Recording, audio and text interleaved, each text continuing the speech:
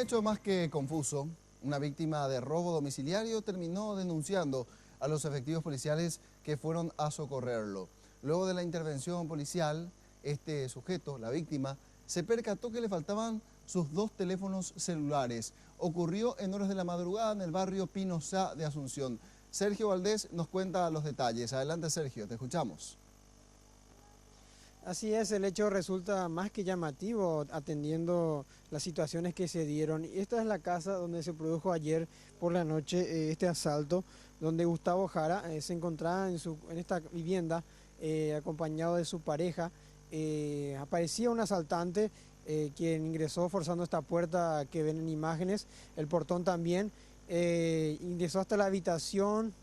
Gustavo en un momento dado hizo un forcejeo también con el delincuente, logrando zafarse de él y escapar y ganar también la calle para hacer posteriormente ya la denuncia al 911. Su pareja se quedó encerrada en una de sus habitaciones por seguridad.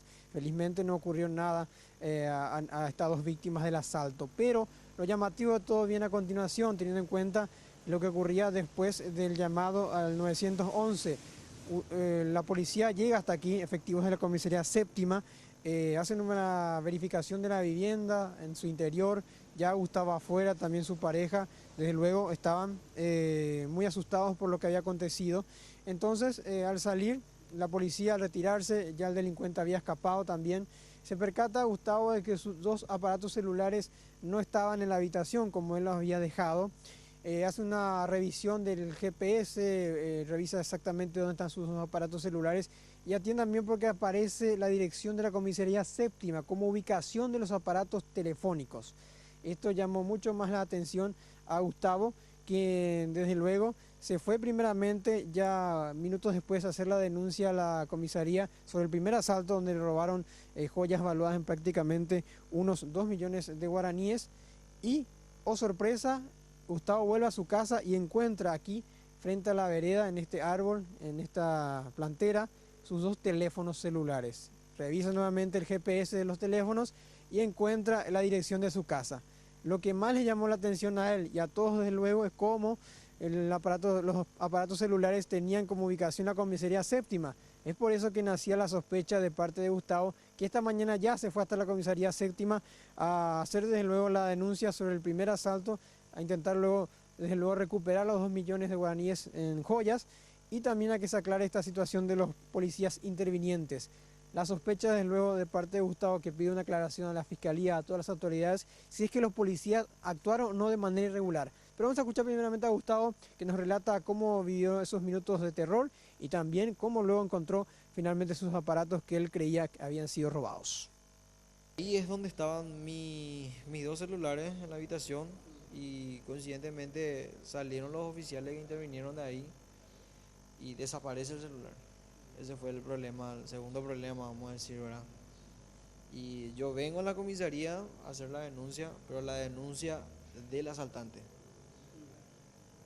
Y de ahí es donde hubo una confusión, donde el GPS me figuraba en la comisaría séptima, luego me salía otra vez en mi domicilio y prácticamente ya no sabíamos si era problema de internet, el problema de GPS y todo eso. Y de ahí donde justamente vinimos hablando con el comisario y queda prácticamente a cargo de ellos investigar qué fue lo que exactamente pasó, porque ante esta gran sospecha por parte de los policías, ya 4 suboficiales de la comisaría séptima fueron apartados de su cargo. Estamos hablando de Diego Rivarola, Ignacio Ayala, Juan Cardoso y Jorge Benítez, quienes ya están bajo sumario, desde luego con goce de sueldo, pero luego de 60 días se deberá determinar qué va a pasar con ellos. Esto nos decía el jefe de ellos, de la comisaría séptima, Carlos Cáceres, quien es el comisario. Entonces, de repente que esto aparezca en una intervención es de sumo interés para la institución policial. El comando institucional nos han dado reglas claras que tenemos que cumplir todos los policías, no solamente nosotros, sino todos los policías. Entonces, ellos gozan del principio de inocencia, pero ya está en manos de la Fiscalía, del fiscal de turno, ya está en manos de Asunto Interno, ya está en manos de Justicia Policial, para que nosotros podamos aclarar esta situación, no solamente por Gustavo Jara, sino en honor y justamente para garantizarle a toda la ciudadanía que la policía está para cumplir su misión constitucional.